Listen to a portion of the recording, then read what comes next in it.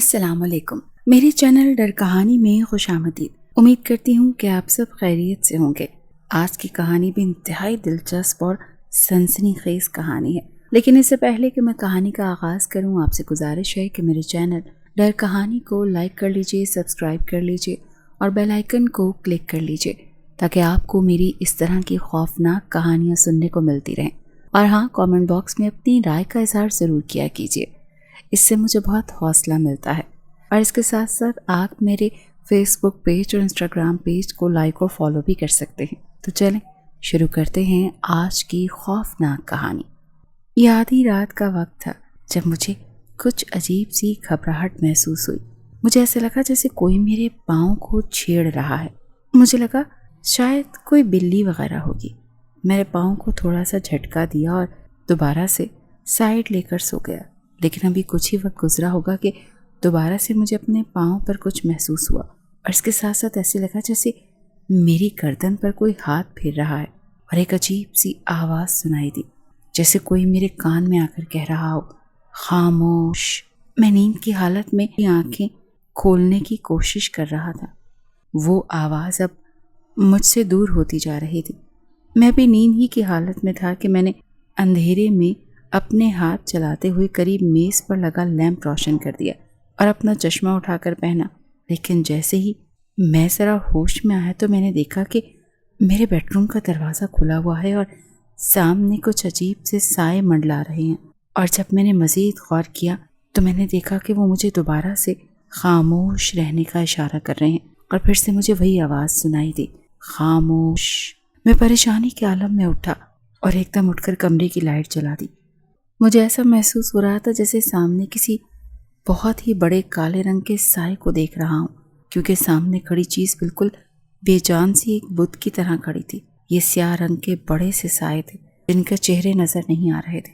میں نے مزید قریب جا کر اپنے موبائل کی روشنی ان کے چہروں کی طرف کر دی، لیکن ان کی گردن مکمل طور پر نیچے جھکی ہوئی تھی۔ میں نے ڈرتے ڈرتے پوچھا، کون ہو تم لوگ؟ اس نے جیسے ہی اپنا سر اوپر اٹھایا تو اس کا چہرہ دیکھ کر مجھے خوف کا ایک شدید جھٹکا لگا۔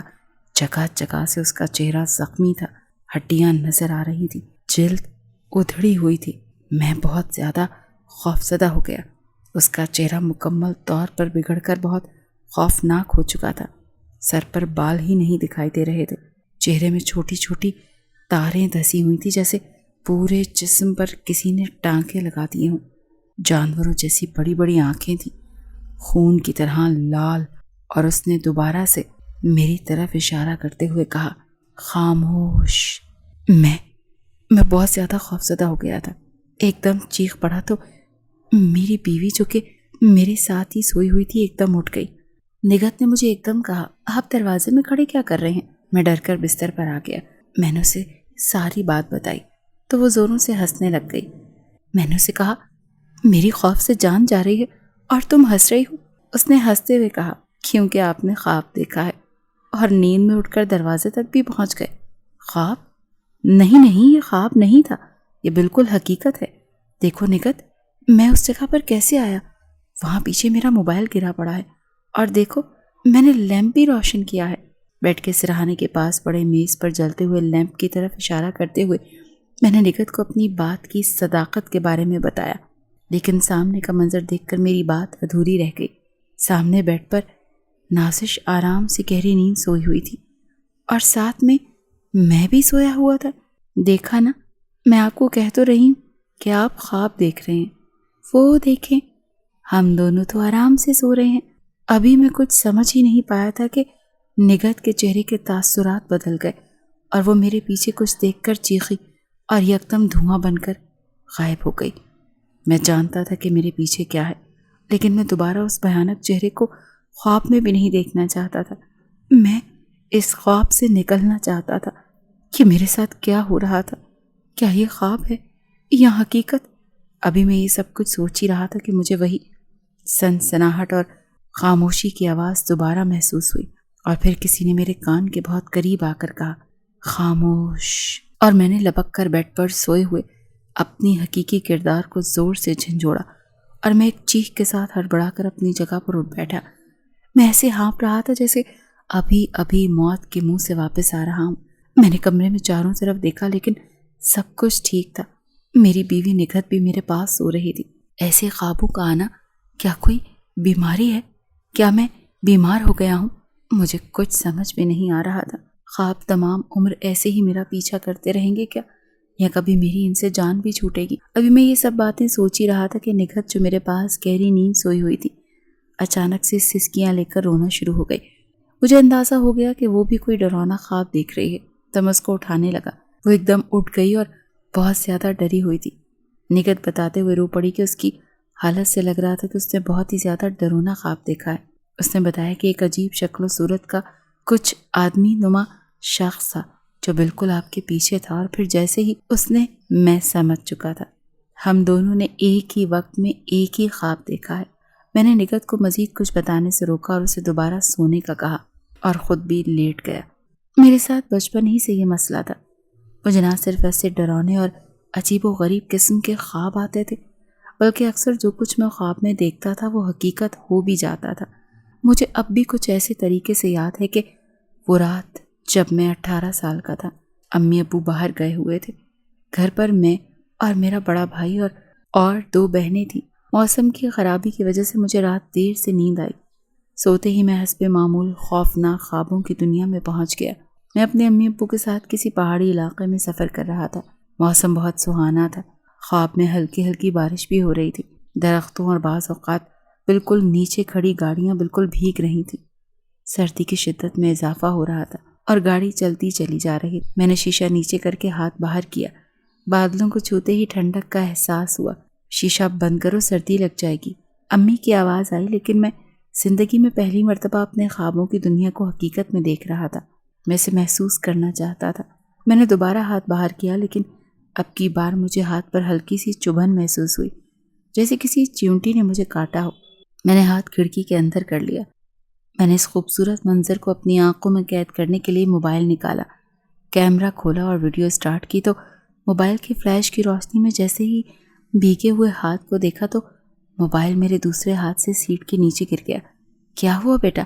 موبائل کیوں گر گیا؟ امی نے مجھ سے پوچھا۔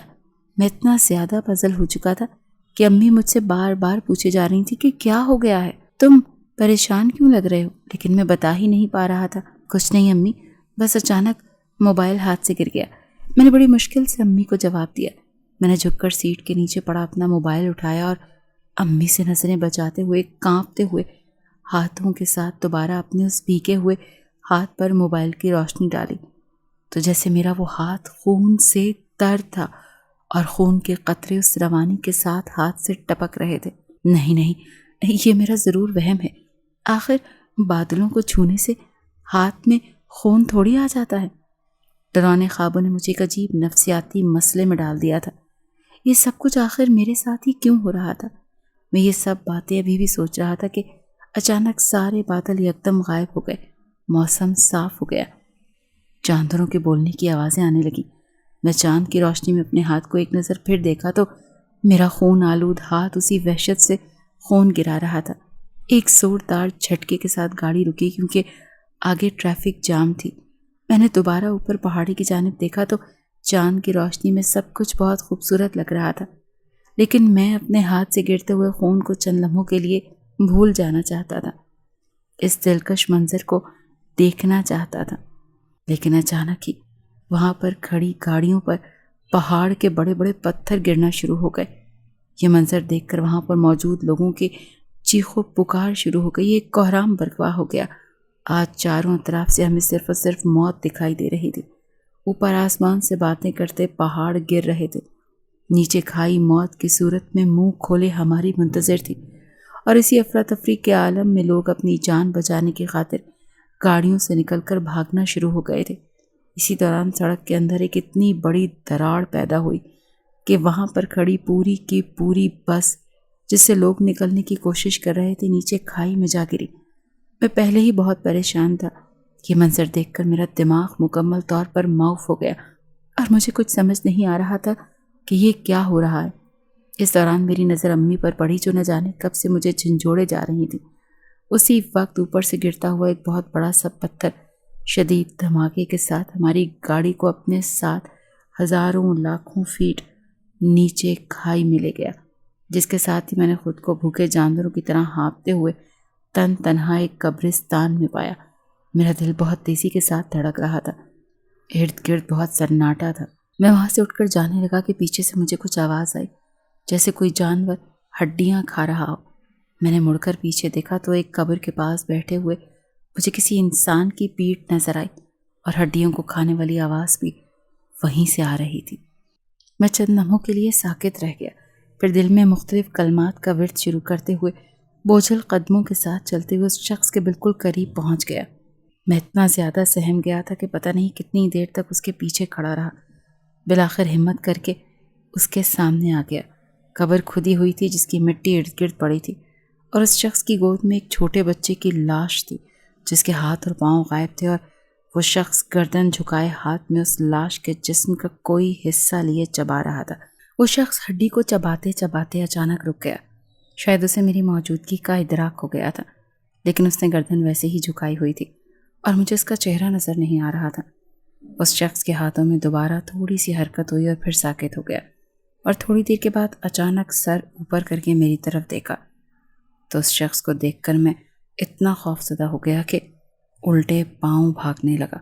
اس دوران کسی قبر سے ٹکرا کر نیچے گرا، لیکن پھر فوراً اٹھ کر پوری طاقت سے دوبارہ بھاگنا شروع کیا۔ مجھے کچھ سمجھ نہیں آ رہا تھا کہ میں کہاں ہوں اور کہاں بھاگ رہا ہوں، کیونکہ وہ منظر دیکھ کر میں اگر مزید وہاں چند لمحے بھی رکتا تو شاید خوف کے مارے میرا دماغ ہی خراب ہو جاتا یا میں خودکشی کر لیتا۔ بھاگتے ہوئے وہ منظر بار بار میری آنکھوں کے سامنے آ رہا تھا۔ پھر میرا پیر کسی چیز سے ٹکرایا اور میں برے طریقے سے نیچے جا گرا اور بے ہوش ہو گیا۔ ایمبولینس کے سائرن اور لوگوں کے شور کی ہلکی ہلکی آواز اب مجھے سنائی دے رہی تھی۔ مجھے 2-3 جھٹکے محسوس ہوئے اور میری آنکھ کھل گئی۔ میرے سر میں شدید درد تھا۔ میں اپنے کمرے میں موجود تھا۔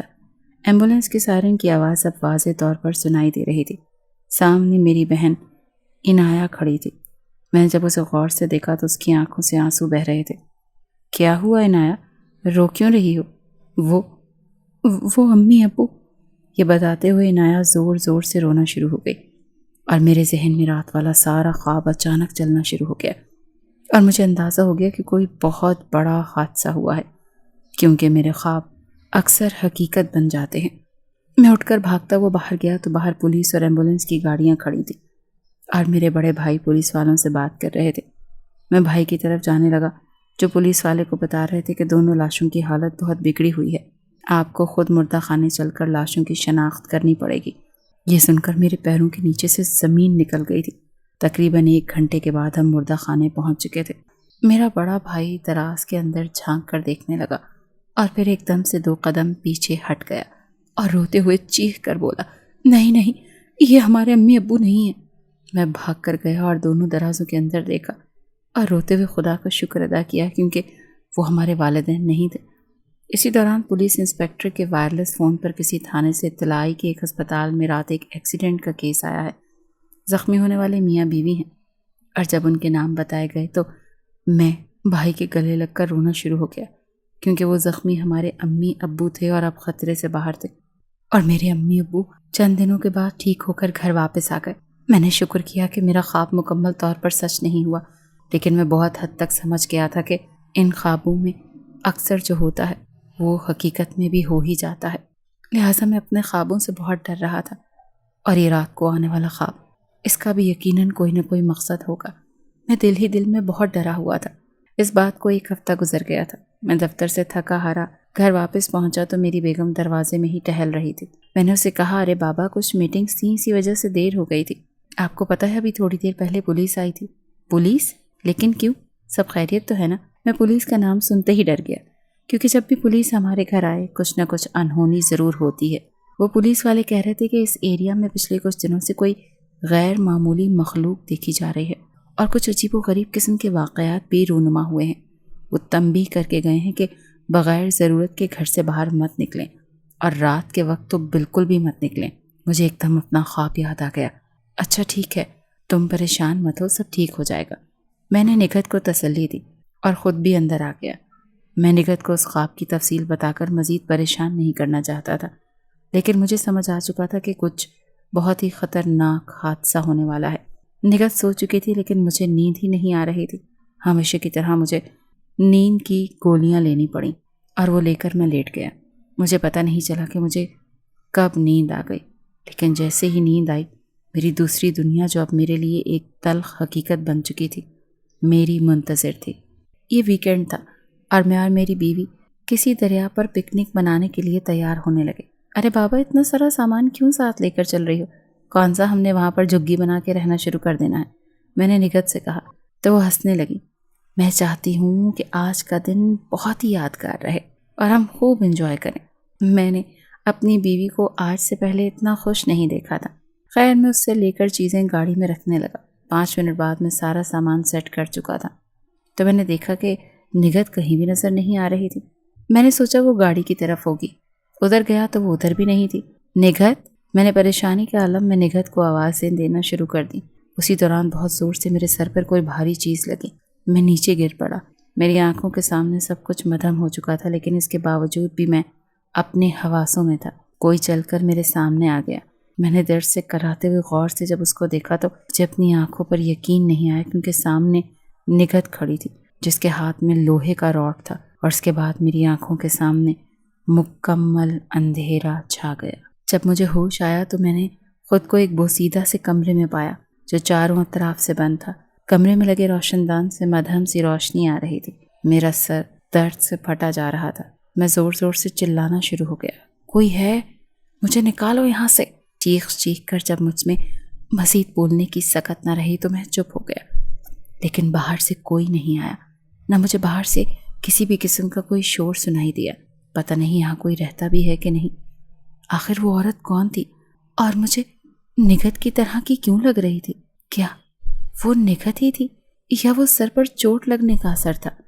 ابھی میں یہ باتیں سوچ رہا تھا کہ مجھے باہر سے ڈرونی اور پراسرار آوازیں آنی شروع ہو گئیں، جیسے بہت سارے خون خوار جانور جمع ہو رہے ہیں۔ پھر کمرے میں لگا لوہے کا دروازہ زوردار دھماکے کے ساتھ دھڑام سے آ کر نیچے گرا اور پورے کمرے میں روشنی پھیل گئی۔ میری آنکھیں ایک دم چندیا سی گئیں۔ پھر آہستہ آہستہ دکھائی دینا شروع ہوا۔ باہر کوئی موجود نہیں تھا۔ باہر کسی ریگستان کی طرح کا منظر لگ رہا تھا۔ ہر طرف مٹی ہی اڑ رہی تھی، لیکن حیران کن بات یہ تھی کہ تیز ہوا کے چلنے کی وجہ سے پیدا ہونے والا شور بالکل بھی سنائی نہیں دے رہا تھا، اور تھوڑی دیر پہلے جو عجیب و غریب آوازیں آ رہی تھیں وہ بھی ختم ہو گئی۔ خوف کی وجہ سے میرا جسم ابھی بھی کانپ رہا تھا۔ میں آہستہ آہستہ اٹھا۔ میں نے غور کیا تو کسی کے قدموں کی چاپ کی آواز تھی جو شاید کمرے کے باہر سے آ رہی تھی۔ قدموں کی آواز اب قریب ہوتی جا رہی تھی۔ میں دہشت کے مارے دروازے کے بالکل سامنے آنکھیں گاڑے کھڑا تھا۔ تقریباً 10-15 منٹ تک ایسے قدموں کی آوازیں آتی رہیں، لیکن کوئی بھی شخص اندر داخل نہ ہوا۔ یہ عجیب معمہ تھا۔ میرے اندر اب سکت بھی باقی نہیں رہی تھی کہ میں اٹھ کر دروازے کے باہر جا کر دیکھوں کہ معاملہ کیا ہے۔ پھر کچھ دیر کے بعد دوبارہ سے قدموں کی آواز سنائی دینے لگی۔ اس سے پہلے کہ میں کچھ سمجھ پاتا میرے بالکل سامنے کوئی شخص نمودار ہوا۔ چونکہ وہ بھاری بھرکم سا شخص تھا تو دروازے کے بالکل سامنے کھڑا ہونے کی وجہ سے کمرے کے اندر روشنی کم ہو گئی تھی، جس کی وجہ سے مجھے اس کا چہرہ صاف دکھائی نہیں دے رہا تھا۔ کون؟ میں بمشکل ایک لفظ بول پایا، لیکن وہ شخص ویسے ہی سر جھکائے بت بنے کھڑا رہا۔ میں نے تھوک نکلنے کی کوشش کی، لیکن میرا گلا بالکل سوکھا ہوا تھا، جیسے مجھے صدیوں سے پانی نہیں ملا۔ میں نے دوبارہ کانپتے ہوئے ہونٹوں کے ساتھ پوچھا، کون؟ خاموش، کوئی تمہیں مارنے۔ اس سے پہلے کہ وہ شخص مزید کچھ کہتا اس کی گردن کٹ کر میرے سامنے آن پڑی اور اس کا دھڑ نیچے پڑا تڑپنے لگا۔ مجھے ایسا لگا کہ جیسے میں یہی مر جاؤں گا۔ تھوڑی دیر پہلے تک میں اپنی جگہ سے ہل بھی نہیں پا رہا تھا، لیکن اب یہ منظر میرے اندر نہ جانے کہاں سے طاقت لے کر آ گیا تھا۔ میں ایک دم پھرتی سے وہاں سے اٹھ کھڑا ہوا۔ کمرے میں ایک سرکٹی لاش پڑی تھی جس کا خون پورے کمرے میں بکھر چکا تھا۔ سامنے کوئی شخص کھڑا تھا جس کے ہاتھ میں کوئی چمکدار چیز تھی اور وہ میری طرف آ رہا تھا۔ جب وہ بالکل میرے سامنے آیا اور کمرے کے اندر روشنی آئی تو اس روشنی میں نے اسے غور سے دیکھنے کی کوشش کی۔ میں ہکا بکا رہ گیا، کیونکہ میرے سامنے نگہت کھڑی تھی جس کے ہاتھ میں ایک خون آلود خنجر تھا، جسے ابھی اس نے ایک ہی وار میں ایک دیو قامت شخص کا سر تن سے جدا کر دیا۔ اس کے چہرے پر خوشی جھلک رہی تھی۔ میں اب آ گئی ہوں، آپ کو ڈرنے کی ضرورت نہیں ہے، یہ کہتے ہوئے نگہت اپنا خنجر والا ہاتھ میری طرف بڑھانے لگی۔ میں خوفزدہ ہو گیا اور خوف کے مارے باہر کی طرف دوڑا، لیکن نیچے پڑے دھڑ سے ٹکرا کر اس کے اوپر بہت برے طریقے سے گر پڑا۔ میں حسب معمول ڈرانے خواب کے نتیجے میں ایک شدید جھٹکے کے ساتھ اپنے ہی بیڈ پر اٹھ بیٹھا تھا۔ مجھے سمجھ نہیں آ رہی تھی کیا یہ بھی میرا خواب تھا۔ ایک دم میں نے نگہت کو آواز دی۔ وہ کمرے میں نہیں تھی۔ میں ڈر گیا تھا۔ میں کچن کی طرف بھاگا۔ نگہت کے ہاتھ میں اسی طرح چھری تھی جس سے وہ کچھ کاٹ رہی تھی۔ جب میں نے غور کیا تو اس کے ہاتھ میں پکڑی ہوئی ایک گڑیا تھی جس کی گردن وہ کاٹ رہی تھی۔ کیا کر رہی ہو؟ بس یہ اب مجھے اچھی نہیں لگتی۔ نگہت نے اس گڑیا کو کچرا دان میں پھینک دیا۔ آپ چلیں، میں ناشتہ لے کر آتی ہوں۔ کیا میرے خواب کا اور نگہت کا اس عمل کا آپس میں کوئی تعلق تو نہیں؟ کیا رات خواب میں آنے والی وہ لڑکی واقعی نگہت تھی یا فقط میرا وہم؟ اگر خواب والی لڑکی نگہت نہیں تھی تو وہ کون تھی جس نے اس دیو قامت شخص کی گردن ایک ہی وار میں اڑا دی؟ میں یہی ساری باتیں سوچ رہا تھا کہ پیچھے سے ایک دم نگہت کی آواز آئی۔ ناشتہ تیار ہے، آ کے کر لیں ورنہ آپ کو آفس سے دیر ہو جائے گی۔ میں پریشانی کے عالم میں نگہت کو چپکے دیکھ رہا تھا۔ آفس پہنچنے پر مجھے آدھا گھنٹہ نہیں گزرا تھا کہ مجھے کسی انجان نمبر سے فون آیا کہ تمہاری بیوی ہمارے قبضے میں ہے، اگر اس کی جان بچانا چاہتے ہو تو فوراً پہنچو۔ فون کرنے والے کی بہت روبدار آواز تھی۔ انہوں نے مجھے ایک ایڈریس بتایا اور فون کاٹ دیا۔ میں چند لمحوں کے لیے ہکا بکا رہ گیا اور ڈر گیا کہ کہیں یہ اغوا کار وہی خوفناک مخلوق تو نہیں جس کے بارے میں پولیس والے تنبیہ کر کے گئے تھے۔ خواب کے مطابق تو میری جان کو خطرہ تھا، پھر نگہت کے ساتھ یہ سب کیسے ہو سکتا ہے؟ میں نہیں چاہتا تھا کہ نگہت کو کسی بھی طرح کی کوئی تکلیف پہنچے۔ پھر میں بغیر اطلاع کیے آفس سے اس مطلوبہ جگہ کی طرف نکل گیا۔ تقریباً 2 گھنٹے کے بعد میں ایک سنسان جگہ پر پہنچ گیا تھا۔ اس ویرانے میں ایک خوفناک سی عمارت تھی۔ میں نے موبائل نکال کر اس نمبر پر فون کیا لیکن فون نہیں ملا۔ میری پریشانی مزید بڑھ گئی تھی۔ اسی دوران اچانک مجھے محسوس ہوا کہ میرے پیچھے کوئی ہے۔ اس سے پہلے کہ میں مکمل مڑ کر دیکھتا، میرے سر پر بہت شدت سے کسی نے وار کیا اور میں لڑکھڑا کر سر کے بل زمین پر گرا۔ مجھے ہوش آیا تو میں نے اسی خواب کی طرح خود کو دوبارہ ایک بوسیدہ کمرے میں پایا۔ یہ سارا منظر دیکھ کر مجھے دوبارہ سے اپنا خواب یاد آ گیا اور پھر اسی زور سے ایک دروازہ کھلا، روشنی پھیلی اور اس دروازے میں کوئی کھڑا تھا۔ مجھے پہچانا۔ جیسے ہی وہ شخص میرے سامنے آیا تو اس کا چہرہ دیکھ کر میں مضبوطی سے بندھا ہوا ہونے کے باوجود پاؤں زمین پر مارتے ہوئے پیچھے ہو گیا۔ اس شخص کا چہرہ مکمل طور پر بگڑا ہوا تھا۔ میں اسے نہیں پہچان پا رہا تھا۔ ایک دم پیچھے سے آواز آئی، یہ کیسے جانیں گے بھائی؟ اس وقت تو یہ چھوٹے تھے اور ملک سے باہر پڑھنے چلے گئے تھے جب ان کے والد نے ہمارے پورے خاندان پر ظلم کے پہاڑ گرا دیے تھے۔ یہ ایک پہچانی ہوئی آواز تھی جو مجھے سمجھ میں نہیں آ رہی تھی کہ کس کی ہے، لیکن جب وہ چہرہ میرے سامنے آیا تو مجھے اپنی آنکھوں پر یقین نہیں آیا۔ یہ نگہت تھی۔ وہ آواز یعنی میری شریک حیات، میری جیون ساتھی، میری بیوی نگہت کی تھی۔ کیا ہوا آپ کو؟ یوں حیران اور پریشان کیوں ہیں؟ مجھے دیکھ کر دھچکا لگا نا؟ نگہت کی آواز میں آج بہت کرختگی اور نفرت تھی۔ نگہت، یہ تمہیں کیا ہو گیا ہے؟ تم کیسی باتیں کر رہی ہو؟ خاموش۔ اس سے پہلے کہ میں اپنی بات پوری کرتا مجھے وہ خواب والی آواز اسی لہجے میں اور اسی انداز میں دوبارہ سنائی دی۔ سامنے بیٹھے اس خوفناک شخص کو وہ اپنا بھائی کہہ رہی تھی۔ آج آپ صرف سنیں گے اور ہم بولیں گے۔ نگہت نے ہنستے ہوئے اپنے ہاتھ میں پکڑے ہوئے خنجر سے میرے چہرے پر خراش ڈالتے ہوئے ایک نشان بنایا جس سے خون کے قطرے آہستہ سے زمین پر گرنا شروع ہوئے۔ مجھے بہت تکلیف ہوئی اور پھر اس نے کہا کہ چلیں میں آپ کو بتاتی ہوں۔ ہمارا خاندان ایک خوشحال خاندان تھا۔ نگہت کی ایک دفعہ پھر آواز آئی۔ ہم ہنسی خوشی اپنی زندگی بسر کر رہے تھے۔ کسی چیز کی کوئی کمی نہیں تھی۔ ہمارے گھر میں ہر طرف خوشیاں ہی خوشیاں تھیں۔ میرے ابو ایک سرکاری آفیسر تھے جبکہ تمہارا باپ ایک ذمہ دار اور کاروباری شخصیت، ایک غیر قانونی کام کرنے والا انسان جس نے میرے ماں باپ سے ان کی زمین ہتھیانے کے لیے ان پر بے انتہا ظلم کیے اور پھر بڑی بے دردی سے قتل کر دیا اور پھر ان کو گاڑی میں ڈال کر گاڑی کو آگ لگا دی اور کسی دریا میں پھینکوا دیا۔ ان لوگوں میں سے کسی نے میرے بھائی پر رحم کھا کر اسے کسی نہ کسی طریقے سے گھر سے نکلوا دیا کیونکہ اس وقت میرا بھائی بھی ان کے ساتھ تھا۔ گاڑی کو آگ لگنے کی وجہ سے میرے بھائی کا یہ حشر ہو گیا اور میرے بھائی کی شکل اس قدر بگڑ گئی کہ جو بھی اسے کوئی دیکھتا ہے وہ ڈر جاتا ہے۔ اور تب میں نے اور میرے بھائی نے فیصلہ کیا کہ ہم تمہارے خاندان کا کوئی شخص زندہ نہیں چھوڑیں گے۔ نگہت مجھے ساری تفصیل بتا رہی تھی اور میں اس کی طرف دیکھ کر کہہ رہا تھا کہ اس سب میں میرا کیا قصور ہے۔ اس بات کے اوپر وہ آگ بگولا ہوتے ہوئے اپنی جگہ سے اٹھ کھڑی ہوئی اور دھاڑتے ہوئے بولی، تو اس سارے واقعے میں میری ماں کا کیا قصور تھا؟ میرے بھائی کا کیا قصور تھا؟ میرا کیا قصور تھا؟ ایک ہی لمحے میں تمہارے باپ نے ہماری خوشیوں بھری زندگی کو جہنم بنا دیا۔ جیسے تمہارا کوئی قصور نہیں، اسی طرح ہمارا بھی کوئی قصور نہیں تھا۔ یہ رسم دنیا ہے، کرے کوئی بھرے کوئی۔